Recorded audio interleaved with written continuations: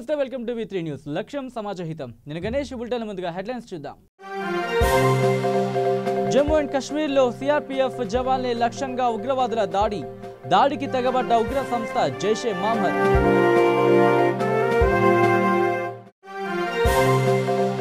KCR పుట్టినరోజుపై KTR tweet బొకేల బదులు మొక్కలు నాటమని విజ్ఞప్తి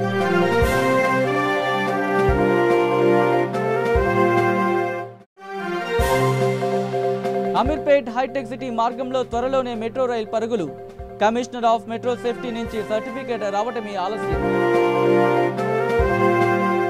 ఇక డీటెయిల్స్లోకి వస్తే జమ్మూ అండ్ కాశ్మీర్లోని పుల్వామా జిల్లాలో CRPF జవాన్లే లక్ష్యంగా ఉగ్రవాదులు జరిపిన దాడిలో దాదాపు 40 మంది జవాన్లు మృతి చెందారు అవంతిపొరలోని గొరిపొరలో మెయిన్ రోడ్పై ఈ ఘటన చోటు చేసుకుంది CRPF జవాన్లు ప్రయాణిస్తున్న కాన్వాయ్ని లక్ష్యంగా చేసుకుని ఉగ్రముఖ కాల్పులు జరిపింది అనంతరం వాహనాలు ఆగగానే ఐఈడీ బాంబు పేల్చింది బాంబు పేలుడు దాటికి వాహనం తునకలై దాదాపు 40 మంది మృతి చెందగా మరో 40 మందికి పైగా గాయాలయ్యాయి క్షతగాత్రులను ఆసుపత్రికి తరలించి చికిత్స అందిస్తున్నారు CRPF జవాన్లు జమ్మూ నుంచి శ్రీనగర్కు వెళుతూ ఉండగా ఈ ఘటన చోటు చేసుకుంది ఓ ఆత్మాహుతి దళ సభ్యుడు కాన్వాయ్లోకి కారును దూసుకెళ్లి తనను తాను పేల్చేసుకున్నాడు దాడి సమయంలో కాన్వాయ్లో మొత్తం 70 వాహనాలున్నాయి కారు నడిపిన ఉగ్రవాదిని పుల్వామా ప్రాంతానికి చెందిన ఆదిల్ అహ్మద్గా పోలీసులు గుర్తించారు 2018లో అతడు జైషే మహమ్మద్లో చేరినట్టు సమాచారం ఈ దాడికి పాల్పడిన ఉగ్రవాదుల ఏరివేత కోసం భద్రతా బలగాలు రంగంలోకి దిగి కూంబింగ్ నిర్వహిస్తున్నాయి ఈ ఘటనపై ప్రధాని నరేంద్ర మోదీ కేంద్ర హోంమంత్రి రాజ్నాథ్ సింగ్ దిగ్భ్రాంతి వ్యక్తం చేశారు Jammu Kashmir governor Satyapal Malik DG CRPF RR భట్నాగర్తో రాజ్నాథ్ మాట్లాడి వివరాలు తెలుసుకున్నారు आज कश्मीर में हमारे CRPF के बहादुर जवानों पर जो आतंकवादी हमला हुआ है वह पाकिस्तान स्थित और उनके द्वारा संरक्षित आतंकवादी संगठन जैशे मोहम्मद ने किया है। इस पर जो भी कार्रवाई करना आवश्यक है उसे करने में हम कोई कसर नहीं छोड़ेंगे। हम शांति और अमन को भंग करने वालों के नापाक मंसूबों को नाकाम करने के लिए पूरी तरह से दृढ़ संकल्पित हैं।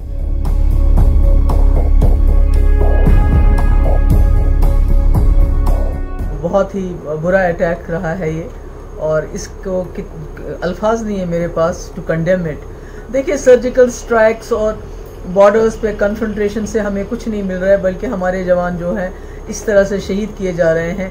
यहाँ भी कश्मीर में रोज़ कोई ना कोई लोग मरते रहते हैं। तो इस सब खून खराबे को बंद करने के लिए मेरा ये मानना है कि तमाम जो पॉलिटिकल पार्टीज़ को उनको इकट्ठा होना चाहिए, NDA गवर्नमेंट के साथ मिलकर कोई इसमें कोई रास्ता निकालना चाहिए ताकि ये खून खराबा हमेशा के लिए बंद हो जाए। It's a terror incident and we are looking into to the possibility of what led to this blast. There was a ROP, there was a vehicle convoy which was coming and it was there is an explosion. And what is the nature of explosion, how it has happened, what led to this explosion, these are all subject of investigation. So we are going to carry out a professional post-blast investigation to understand the circumstances. And at present what IG CRPF said that the number of casualties, the injured, whosoever injured, they have been shifted to the hospital. We are now clearing the site. As and when we get the confirmation of the numbers, we will definitely share it.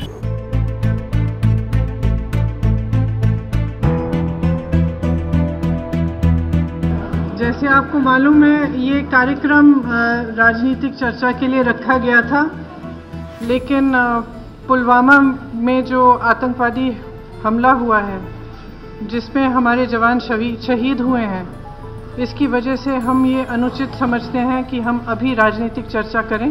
आप सबसे आग्रह करूंगी कि 2 minute की श्रद्धांजलि हम observe करें शहीद जवानों के लिए। और मैं उनके परिवारों को कहना चाहती हूँ कि इस दुखद घड़ी में एक एक देशवासी आपके साथ है। हम सबको बहुत दुख हुआ है, आप हौसला बनाए रखें, आपके साथ कंधे से कंधे मिलाकर हम खड़े हैं।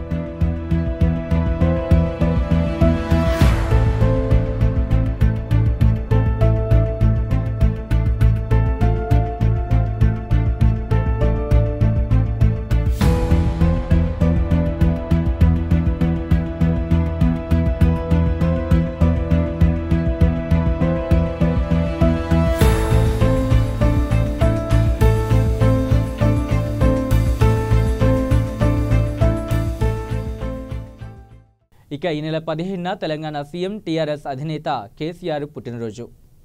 ఈ సందర్భంగా టీఆర్ఎస్ నేతలు, కార్యకర్తలు, ఆయన అభిమానులకు ఆ పార్టీ వర్కింగ్ ప్రెసిడెంట్ కేటీఆర్ ఓ విజ్ఞప్తి చేస్తూ ట్వీట్ చేశారు. ఈ సందర్భంగా టీఆర్ఎస్ నేతలు, కార్యకర్తలు, ఆయన అభిమానులకు ఆ పార్టీ వర్కింగ్ ప్రెసిడెంట్ కేటీఆర్ ఓ విజ్ఞప్తి చేస్తూ ఓ ట్వీట్ చేశారు. కేసీఆర్ను అభినందిస్తూ ఫ్లెక్సీలు, బ్యానర్లు, హోర్డింగ్స్ ఏర్పాటుకు బొకేల కోసం డబ్బులు వృధా చేయొద్దని సూచించారు. ఇందుకు బదులుగా ఓ మొక్కను నాటాలని కోరారు. ఈ నెల 17న తెలంగాణ ముఖ్యమంత్రి కేసీఆర్ పుట్టినరోజు సందర్భంగా నాయకులు, కార్యకర్తలు ఫ్లెక్సీల పేరిట, అడ్వర్టైజ్మెంట్ల పేరిట డబ్బులు వృధా చేసుకోవద్దని, దానికి బదులుగా ప్రతి ఒక్కరూ ఒక్క మొక్క నాటాలని ట్విట్టర్ వేదికగా కార్యకర్తలను ఉద్దేశించి ట్వీట్ చేశారు. ఆకుపచ్చ తెలంగాణ సాధించే క్రమంలో తెలంగాణ ప్రజలందరూ తమ వంతు పాత్ర మొక్కలు నాటడంలో క్రియాశీలకంగా వ్యవహరించాలని, పుట్టినరోజుల పేరిట డబ్బులు వృధా చేయకుండా కనీసం ఒక్కొక్కరు ఒక్కొక్క మొక్కనైనా నాటాలని ట్విట్టర్ వేదికగా ఆకాంక్షించారు. రేపటి భవిష్యత్తుల కోసం మొక్కల ప్రాధాన్యతను చిన్నారులకు కూడా అర్థమయ్యే రీతిలో తెలియజెప్పాలన్నారు. ఇక హైదరాబాద్ ప్రయాణికులు ఎంతగానో ఎదురు చూస్తున్న అమీర్పేట్ హైటెక్ సిటీ మార్గంలో త్వరలోనే మెట్రో రైలు పరుగులు పెట్టనుంది. ఈ నేపథ్యంలో ఈ మార్గాన్ని commissioner of metro rail safety అధికారులు తనిఖీ చేపట్టారు. ఈ తనిఖీలో భాగంగా ఉప్పల్ డిపోతో పాటు అమీర్పేట్ నుంచి హైటెక్ సిటీ మార్గాన్ని చీఫ్ ఎలక్ట్రికల్ ఆఫీసర్ రాజు తదితరులు పరిశీలించారు. ఇప్పటికీ ఈ మార్గంలో ట్రయల్ రన్ కొనసాగుతూ ఉండగా కమిషనర్ ఆఫ్ మెట్రో సేఫ్టీ నుంచి సర్టిఫికేట్ రావడమే ఆలస్యం. ప్రయాణికులకు మెట్రో రైల్ అమీర్పేట్ హైటెక్ సిటీ మార్గంలో సైతం అందుబాటులోకి రానుంది. ఇక ఎన్నికలు సమీపిస్తున్న వేళ ఆంధ్రప్రదేశ్లో పార్టీ ఫిరాయింపు నేతల సంఖ్య రోజురోజుకు పెరుగుతోంది. అసంతృప్తితో కొందరు పార్టీలు మారుతూ ఉంటే మరికొందరు ముందు జాగ్రత్తగా పార్టీ మారుతున్నారు. చీరాల ఎమ్మెల్యే ఆమంచి కృష్ణమోహన్ టీడీపీకి గుడ్ బై చెప్పి జగన్ పార్టీలో చేరిన సంగతి తెలిసిందే. చంద్రబాబుతో చర్చలు జరిపినప్పటికీ ఆయన పార్టీ మారడానికే మొగ్గు చూపారు. జగన్ సమక్షంలో వైఎస్ఆర్సీపీలో చేరిన ఆయన బాబు తీరు వల్ల చాలా మంది తెలుగుదేశం పార్టీని వీడేందుకు సిద్ధంగా ఉన్నారని అన్నారు. టీడీపీకి ఆమంచి గుడ్ బై చెప్పగానే అవంతి శ్రీనివాస్ జగన్ సమక్షంలో వైకాపాలో చేరారు. తెలుగుదేశం పార్టీ తరపున అనకాపల్లి ఎంపీగా గెలిచిన అవంతి శ్రీనివాస్ లోక్సభ చివరి సమావేశాలు ముగిసిన మరుసటి రోజే పార్టీ మారారు. అవంతి శ్రీనివాస్తో వైకాపా రాజ్యసభ సభ్యుడు విజయసాయిరెడ్డి, చీరాల ఎమ్మెల్యే ఆమంచి కృష్ణమోహన్, బొత్స సత్యనారాయణ సమావేశమై చర్చించారు. అనంతరం వారితో కలిసి లోటస్ పాండ్కు వెళ్లి అవంతి శ్రీనివాస్కు జగన్ వైకాపా కండువా కప్పి పార్టీలోకి ఆహ్వానించారు. భీమిలి ఎమ్మెల్యే టికెట్తో పాటు పార్టీ అధికారంలోకి వస్తే మంత్రి పదవి ఇస్తానని అవంతి శ్రీనివాస్కు వైకాపా నుంచి గట్టి హామీ వచ్చిందనే ప్రచారం జోరందుకుంది. రాష్ట్రంలో మెజార్టీ ప్రజలు సీఎం చంద్రబాబు మాటలు విని విసిగిపోయారని అవంతి శ్రీనివాస్ అన్నారు. జగన్ సమక్షంలో వైకాపాలో చేరిన ఆయన మీడియాతో మాట్లాడుతూ ప్రజలు చైతన్యవంతులని, చంద్రబాబు మాటలు ప్రజలెవరూ వినే పరిస్థితి లేదని చెప్పారు. తన ఎంపీ పదవికి రాజీనామా చేసినట్లు అవంతి వివరించారు. వైకాపాలో గెలిచిన కొంతమంది తెలుగుదేశం పార్టీలో చేరి పదవులు అనుభవిస్తున్నారని ఆయన విమర్శించారు. ఒక పార్టీ జెండాపై గెలిచిన వారు మరో పార్టీ కింద పనిచేయడం ఎంతవరకు సబబని అవంతి శ్రీనివాస్ ప్రశ్నించారు. ఎన్నికలకు ముందు పథకాలు పెడితే ప్రజలు నమ్మరని అన్నారు ఆయన. ప్రత్యేక హోదాపై చంద్రబాబు మాట మార్చారని అవంతి ఆరోపించారు. తెలుగుదేశం రాష్ట్రంలో విభజన చట్టంలో ఉన్న హామీల కోసం, ప్రత్యేక హోదా కోసం ఇవన్నీ, కానీ మరి కేంద్రం మనకేమీ కనికరించలేదు. ఆనాడు మరి నేను రిజిగ్నేషన్ చేద్దామండి, ఈ వైఎస్ఆర్సీపీ ఎంపీలు ఎప్పుడైతే రిజైన్ చేశారో మరి మనం కూడా రిజైన్ చేద్దామని చెప్పాను. చెప్పినప్పుడు వారు వినకుండా మరి రిజైన్ చేస్తే మనం ఏదో పారిపోయినట్టుంటుంది పార్లమెంట్ నుంచి అని అన్నారు. కానీ అది కూడా చెప్పాను నేను. తెలంగాణ ఉద్యమంలో కూడా కేసీఆర్ గారు చాలాసార్లు రిజైన్ చేసి ఎలక్షన్లో గెలవటం, మరి జగన్మోహన్ రెడ్డి గారు గెలవటం, ఆయన రిజైన్ చేసి పార్టీలో ఉన్నప్పుడు చేస్తేనే బాగుంటుందంటే మరి అనకుండా ఈ రోజున పార్లమెంట్ సెషన్స్ అన్నీ కూడా అయిపోయినాయి. ఏమి సాధించాం? ఓన్లీ ఈ ధర్నాలతోటి, ప్లే కార్డ్స్ తోటి, అవిశ్వాస తీర్మానంతోటి. ఆ రోజున కనుక మేము కూడా వాళ్ళతో పాటు రాజీనామా చేస్తుంటే, 25 మంది ఎంపీలు కనుక రాష్ట్రంలో రాజీనామా చేస్తుంటే ఈ దేశం మొత్తం రాష్ట్రం పక్కన చూసేది అని భావించి, మరి అయినా కూడా ప్రజలు 5 సంవత్సరాలు ఎన్నుకున్నారు కాబట్టి మళ్ళీ ఆ రోజు నేను రాజీనామా చేస్తుంటే నా స్వార్థం కోసం రాజీనామా చేస్తానని చెప్తారు. అలా కాదు, సరే వాళ్ళు ప్రయత్నం చేద్దామన్నారు అని వాళ్ళతో కలిసి చేయడం జరిగింది. చేసిన తర్వాత నిన్నటితోటి సెషన్ కూడా అయిపోయింది. ఫలితం మీ అందరికీ తెలుసు, ఏమీ రాలేదు. అయితే రేపు మళ్ళీ ఏం చెప్తున్నారంటే రేపు మళ్ళీ మోడీ గారు రారు, మనకి కాంగ్రెస్ పార్టీతో ప్రత్యేక హోదా వస్తుంది, ఇంకోటి వస్తుందని చెప్తున్నారు. మళ్ళీ 2014లో మన ముఖ్యమంత్రి గారే కాంగ్రెస్ పార్టీ రాష్ట్రాన్ని అన్యాయం చేసింది, ఓడించాలి, డిపాజిట్లు రాకూడదు అని చెప్పి రాష్ట్రం బాగుపడాలంటే బీజేపీతో మనం కలిసి ఉంటేనే మళ్ళీ మనం రాష్ట్రం అభివృద్ధి చెందుతుందని చెప్పి ఓట్లు అడిగి మళ్ళీ 2019 వచ్చేటప్పటికి ఈ రోజునేమో బీజేపీ మోసం చేసింది, మళ్ళీ కాంగ్రెస్ కలిసి ఉంటే మనకి మేలు జరుగుద్దని చెప్తున్నారు ఆయన. అంటే ఆయన ఏమనుకుంటున్నారంటే ఆయన ఏది చెబితే అది ప్రజలు నమ్మడానికి సిద్ధంగా ఉన్నారు అని అనుకుంటున్నారు. అది చాలా పొరపాటు.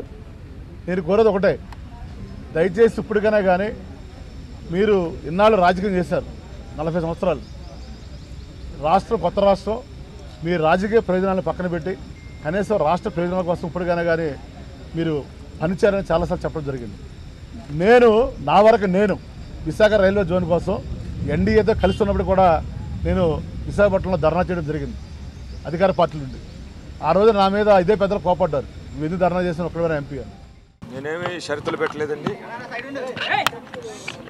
ఆయన కూడా ఏమి హామీ ఇవ్వటం అలాంటి చర్చ జరగలేదు. ప్రస్తుతం విభజన జరిగిన తర్వాత రాష్ట్రంలో ఉన్నటువంటి డెవలప్మెంట్ ఆస్పెక్ట్లో కానీ ఉన్న సమస్యలు కానీ, రాష్ట్రాన్ని విభజన జరిగిన తర్వాత క్రైసిస్లో ఉండగా ఎలా ముందుకు తీసుకెళ్లాలనే విషయం కానీ చాలా లోతుగా చర్చించడం జరిగింది. అదేవిధంగా రాజకీయపరమైనటువంటి న్యాయమైనటువంటి అంశాలని చర్చించడం జరిగింది, ఆల్ ఆస్పెక్ట్స్. చంద్రబాబుతో భేటీ అయ్యారు కదా, భేటీలో ఎటువంటి చర్చ జరిగింది, అటు నుంచి ఏ విధంగా మిమ్మల్ని ఉండమని చెప్పారు, అంటే మీరు సాటిస్ఫై అవ్వలేదు? సాటిస్ఫై ఇన్ ద సెన్స్ ఆ గంటలో మాట్లాడుకున్నంతవరకు ఓకే. ఎందుకంటే ఆయన ఒక ముఖ్యమంత్రి హోదాలో జరిగిపోయినటువంటి అన్ని అంశాల మీద ఆయన అడ్రస్ చేసి ఫర్దర్గా ఇలా ఉంటామని, నేను అప్పటికప్పుడు ఆ పార్టీలో ఉన్నటువంటి క్రియాశీలక మెంబర్గా, ఒక శాసనసభ్యుడిగా, రాష్ట్రానికి ముఖ్యమంత్రిగా నేను ఆలోచించాల్సినటువంటి అవసరం ఉంది కాబట్టి ఆలోచించడం జరిగింది. అట్ ది సేమ్ టైం అంతకు పూర్వం 3 సంవత్సరాలు 4 నెలలు నేను ఆ పార్టీలో కొనసాగిన క్రమంలో జరిగినటువంటి ప్రతి అంశం సామాజిక పరమైనటువంటి అంశం, నా వ్యక్తిగతం కాదు, అది రాజకీయపరమైనటువంటి అంశం, అది కూడా నా వ్యక్తిగతం కాదు. వీటన్నిటిని బేరీజు చేసుకొని ఇంత జరిగిన తర్వాత మరలా ఫర్దర్గా కూడా ఇదే పార్టీలో కొనసాగితే ఇది కరెక్ట్ కాదనేది నేను కానీ భావించటం, అదేవిధంగా నాకు సంబంధించినటువంటి ముఖ్యమైనటువంటి 100కి 100 మంది అనుచరులు కూడా, నా వెల్విషర్స్ కూడా భావించి ఇక అక్కడ కొనసాగటం సమంజసం కాదని చెప్పి రిజైన్ చేయడం జరిగింది. సార్, మీరు అధికారానికి పార్టీకి సంబంధం లేని వాళ్ళు ప్రభుత్వంలో కీలకంగా ఉన్నారని మీరు లేఖలో రాశారు సార్, రాజీనామా లేఖలో రాశారు. ఎవరు సార్? 1,00,000 ఉండేయండి, 1,00,000 దృష్టాంతాలు. బుల్టన్లో షార్ట్ బ్రేక్ తీసుకుందాం. శ్రీ గాయత్రీదేవి జ్యోతిషాలయం, దిల్సుఖ్ నగర్. శ్రీ పండిట్ సాయిరాం శాస్త్రి గారు గత 30 సంవత్సరాలుగా దిల్సుఖ్ నగర్లో స్థిరంగా ఉంటున్నారు. మీరు చేస్తున్న ప్రయత్నాలు విఫలమగుట, కార్యక్రమాలయందు ఆలస్యం, అనుకోని చిక్కులు, వివాహ ప్రయత్నం ముందుకు సాగక వివాహ ఆలస్యం, ఉద్యోగం, ఆరోగ్యం, దాంపత్యం, సంతానయోగం, విదేశీయానం, భూ వివాదములు మరియు వ్యాపారాదులలో సమస్యలకు జ్యోతిష్యపరమైన పరిష్కారమునకై పుట్టిన తేదీ, బొటనవేలి ముద్ర, హస్తరేఖలు, జాతకం చూసి వివరముగా జ్యోతిష్యం చెప్పగలరు. మీరెక్కడెక్కడో జ్యోతిష్యమడిగి నిరాశ చెంది ఉండవచ్చు. ఒక్కసారి శ్రీ సాయిరాం శాస్త్రి గారిని సంప్రదించండి. గమనిక: స్త్రీ పురుషుల ఎటువంటి జీవిత సమస్యలకైనా పూజ, హోమం, అంజనం, యంత్రం, మంత్రం ద్వారా 9 రోజుల్లో గాయత్రీదేవి సాయిబాబా పూజ చేసి శాస్త్రోక్తంగా పరిష్కారం చూపగలరు. గాయత్రీదేవి జ్యోతిష్యాలయం, flat number 101, first floor, Shilpi apartments, A block, near Konark theatre, Dilsukhnagar, Hyderabad. Cell 9949373448, 9405370444.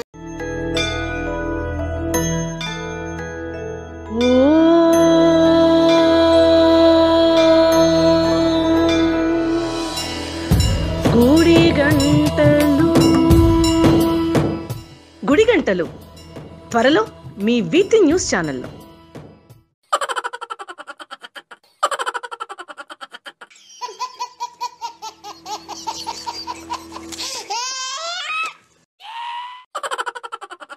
గిలిగిలిగా త్వరలో మీ V3 న్యూస్ ఛానల్లో.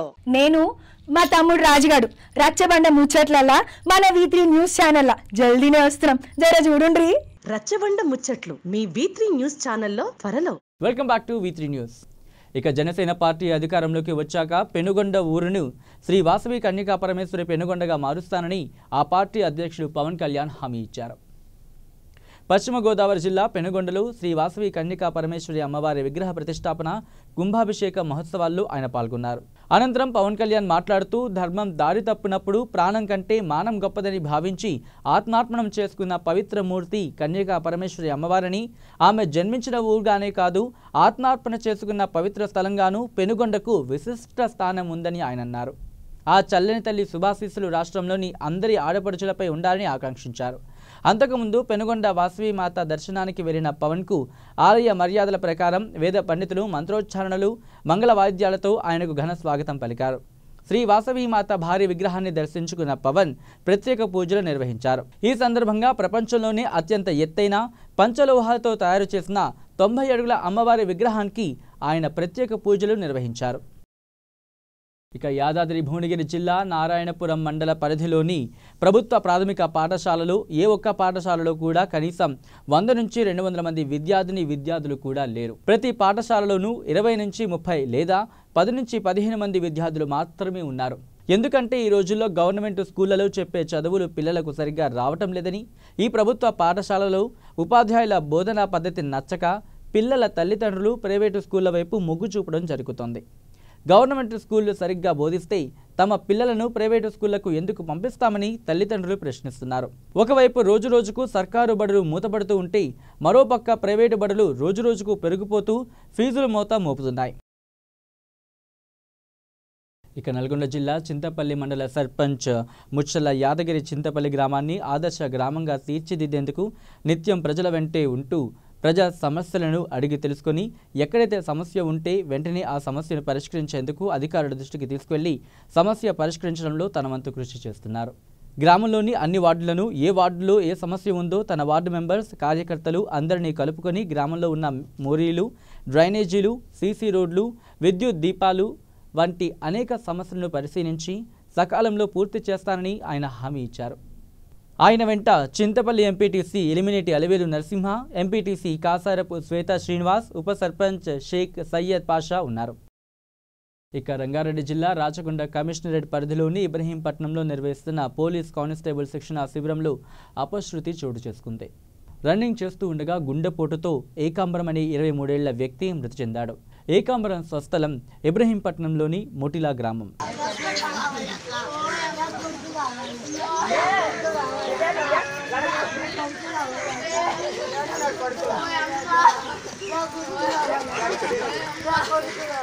ప్రేమికుల రోజు అంటేనే పాశ్చాత్య సంస్కృతి అని, దాన్ని పాటించవద్దని విహెచ్పి, బజరంగ్ దళ్ లాంటి హిందూ సంఘాలు చెబుతూ ఉంటాయి. ప్రేమికుల రోజు సందర్భంగా పార్కుల్లో కనిపిస్తే పెళ్లి చేస్తామని హెచ్చరిస్తూ ఉంటాయి.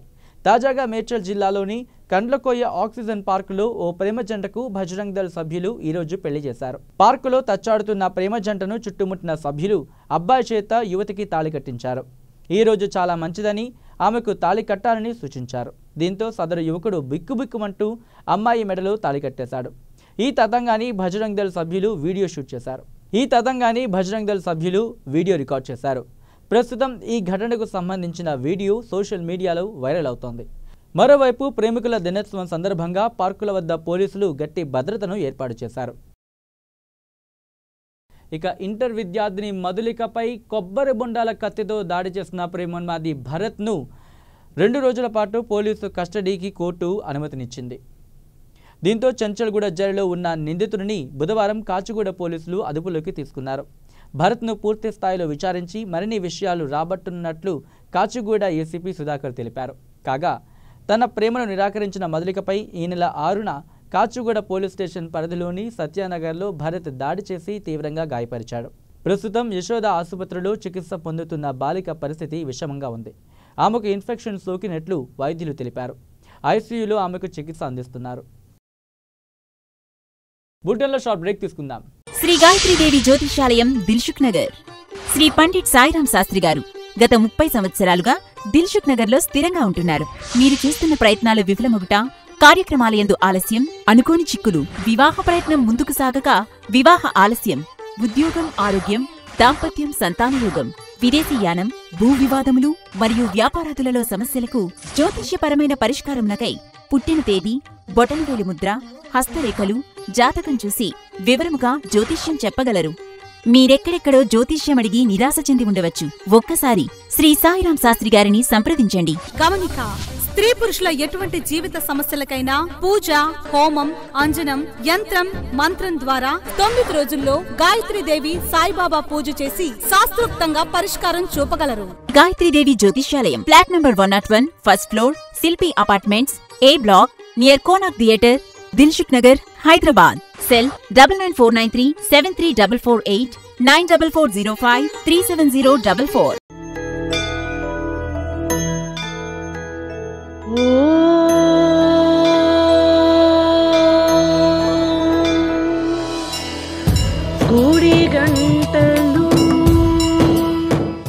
గుడిగంటలు త్వరలో మీ వీక్లీ న్యూస్ ఛానల్లో.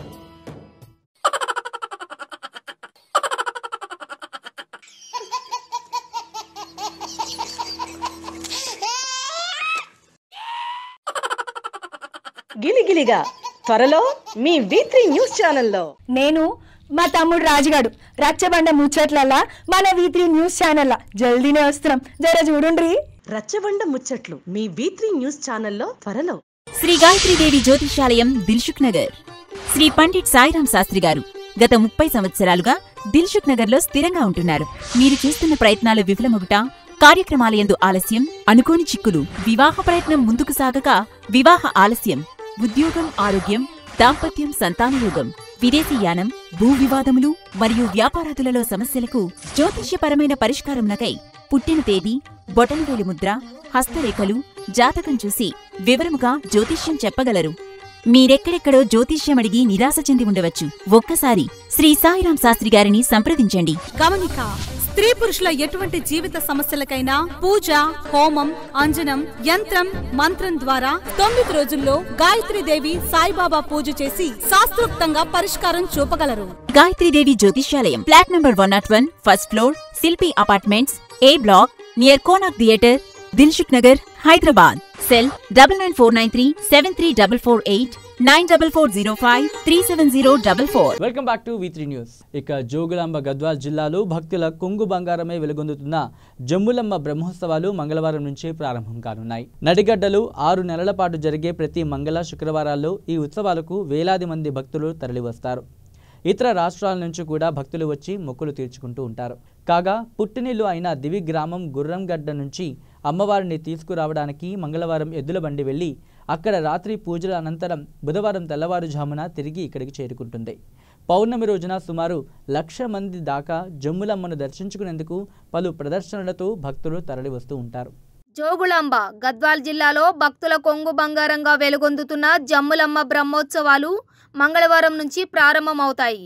నడిగడ్డలో 6 నెలల పాటు జరిగే ప్రతి మంగళ, శుక్రవారాల్లో ఈ ఉత్సవాలకు వేలాది మంది భక్తులు తరలివస్తారు. ఇతర రాష్ట్రాల నుండి కూడా భక్తులు వచ్చి మొక్కులు తీర్చుకుంటారు. కాగా పుట్టినిల్లు అయిన దివిగ్రామం గుర్రంగడ్డ నుండి అమ్మవారిని తీసుకురావడానికి మంగళవారం ఎద్దుల బండి వెళ్లి అక్కడ రాత్రి పూజల అనంతరం బుధవారం తెల్లవారుజామున తిరిగి ఇక్కడికి చేరుకుంటుంది.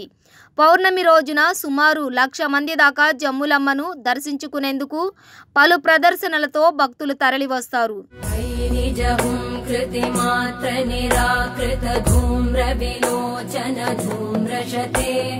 సమర విశోషిత శోణిత బీజ సముద్భవ శోణిత బీజలతే శివ శివ శుంభ నిశుంభ మహావతర్పిత భూత పిశాచరతే జయ జయ హే మహిషాసురమర్దిని రమ్యకపర్ది. గద్వాల్ పట్టణానికి కూతవేటు దూరంలో ఉన్న జమ్ములమ్మ దేవస్థాన ప్రాంతం ఒకప్పుడు ఈతవనం. అక్కడికి సమీపంలో జమ్మిచేడు గ్రామం ఉంది. ఆ గ్రామానికి చెందిన రైతు పొలం దున్నేందుకు గడెంతో ఆ ప్రాంతానికి వచ్చాడు. నాగలి లోతు పోవడానికి బరువు కోసం సమీపంలో ఒక బండని తెచ్చి పొలం దున్నాడు. సాయంత్రం నాగలి వదిలి ఇంటికి పోయాడు. మరుసటి రోజు దున్నడానికి పొలానికి రాగా గడెంపై ఉన్న రాయి కనిపించలేదు. యథాస్థానానికి చేరుకుంది. ఇలా ఎవరో కావాలని చేస్తున్నారని తలచి వారిని కనిపెట్టాలని ఆ రైతు రాత్రి అక్కడే చాటుగా ఉన్నాడు. నిద్ర రాకుండా ఉండేందుకు చిటకన నేలును కోసుకున్నాడు. సరిగ్గా అర్ధరాత్రి 12 గంటల ప్రాంతంలో గడెంపై ఉన్న రాయి అందమైన దేవతా రూపం దాల్చి రైతు తెచ్చిన ప్రదేశం వరకు వెళ్ళి మళ్ళీ రాయిగా మారింది. దీనిని చూసిన రైతు గ్రామస్తులకు చెప్పాడు. వారు నమ్మలేకపోయారు. మరుసటి రోజు రాత్రి వారికి చూపించాడు. అప్పటి నుంచి ఆ ఊరి వారు అమ్మవారిని దేవతగా కొలుస్తున్నారు. జమ్మిచెడులో వెలసిన అమ్మవారు కావడంతో జమ్ములమ్మ అని పేరు పెట్టుకున్నారు. ప్రతి రైతు పొలంలో విత్తనాలు వేసేటప్పుడు అమ్మవారిని కొలిచి వేస్తే దిగుబడి విస్తారంగా వచ్చేదని గ్రామస్తులు చెబుతారు. గద్వాల సంస్థానాధీశులు కూడా అమ్మవారిని పూజించేవారు.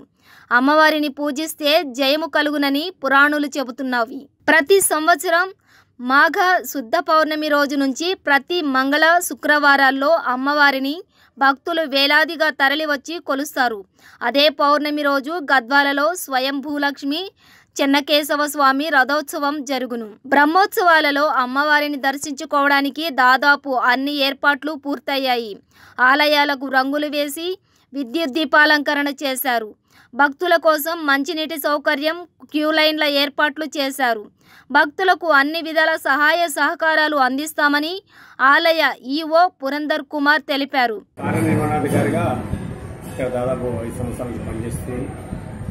ముఖ్యంగా జములమ్మ అమ్మవారు ఇక్కడ గుర్రంగడ్డ అనే విలేజ్లో అమ్మవారి పుట్టినరోజు ఉంటుంది. ఈరోజు అమ్మవారు గుర్రంగడ్డ నుంచి తీసుకురావడానికి గ్రామస్తుల సమక్షంలో ఇప్పుడే బయలుదేరి వెళ్ళాం. మన గుర్రంగడ్డలో అమ్మవారి పూజల అనంతరం ఉదయం 7 గంటలకు అమ్మవారు జములమ్మ అమ్మవారి ఆలయానికి ఇచ్చేస్తారు. అప్పటి నుంచి దాదాపు 4 నెలల పాటు ఈ ఉత్సవాలు జరుగుతాయి. ముఖ్యంగా ఈరోజు రథసప్తమి సందర్భంగా ఈ అరుదుగా రథసప్తమి అనేది వస్తుంటుంది. కాబట్టి అమ్మవారిని తీసుకురావడం రథసప్తమి రోజు మంచి రోజు కాబట్టి ఈరోజు అమ్మవారిని తీసుకురావడం జరిగింది. అంతేకాకుండా 19వ తారీఖు మంగళవారం మరియు పున్నం ఇది కూడా అరుదుగా వస్తుంది. దాదాపు 5 సంవత్సరాల కిందట ఈ పౌర్ణమి మంగళవారం వచ్చింది. కాబట్టి దాదాపు 1,00,000 మంది దాకా భక్తులు వచ్చేసి అమ్మవారిని దర్శించుకుంటారనే ఉద్దేశంతోనే ఇక్కడ ఏర్పాట్లు కూడా చేయడం జరిగింది. ముఖ్యంగా మరుగుదొడ్లు, స్నానపు గదులు మరియు ఈ చలవ పందిర్లు, క్యూ లైన్స్ మెయింటెనెన్స్ ఏర్పాటు చేయడం జరిగింది. అంతేకాకుండా ముఖ్యంగా కుంకుమార్చన మండపం ఈ సంవత్సరం కొత్తగా ఏర్పాటు చేసినాం. అక్కడనే అమ్మవారికి సమర్పించేటువంటి ఈ కానుకలు కానీ, ముడుపులు కానివ్వండి, బియ్యం పేలు కానివ్వండి, మరియు చీరలు కూడా అమ్మవారికి సమర్పించే చీరలు కూడా కుంకుమార్చన మండపంలో సమర్పించి అక్కడ కుంకుమార్చన చేయించుకుని వెళ్లాల్సిందిగా భక్తులను కోరుతా ఉన్నాం. ముఖ్యంగా ఈ 4 నెలల పాటు ప్రతి ప్రతి మంగళవారాల్లో అమ్మవారి ఉత్సవాలు జరుగుతాయి. ప్రతి మంగళవారం కూడా 25 నుంచి 30,000 మంది భక్తులు వస్తారని ఆశిస్తున్నాం. అందుకు తగిన ఏర్పాట్లు కూడా చేయడం జరిగింది. ముఖ్యంగా లైటింగ్ డెకరేషన్ కానివ్వండి, ఇంకోటి వచ్చేసి ఇక్కడ భక్తులకు వాటర్ షవర్స్ పెట్టాము స్నానం చేయడానికి. ఆ షవర్స్ దాదాపు ఇక్కడ జములమ్మ రిజర్వాయర్లో నీళ్లు తక్కువ ఉన్నందుకు ఈ సంవత్సరం షవర్స్ ఏర్పాటు చేయడం జరిగింది. భక్తులు కూడా ఆ షవర్లలో స్నానాలు చేసి అక్కడ అమ్మవారిని దర్శించుకోవాల్సిందిగా కోరుతాం. ఆర్టీసీ ప్రత్యేక బస్సులను నడపనుంది.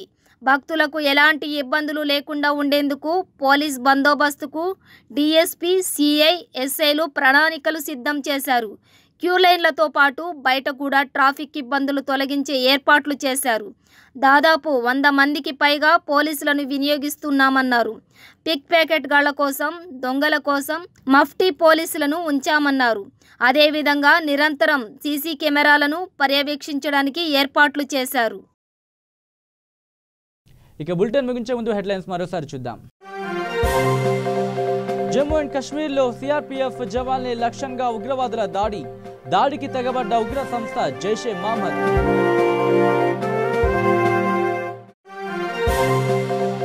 కేసీఆర్ పుట్టినరోజుపై కేటీఆర్ ట్వీట్, బొకేల బదులు మొక్కలు నాటమని విజ్ఞప్తి.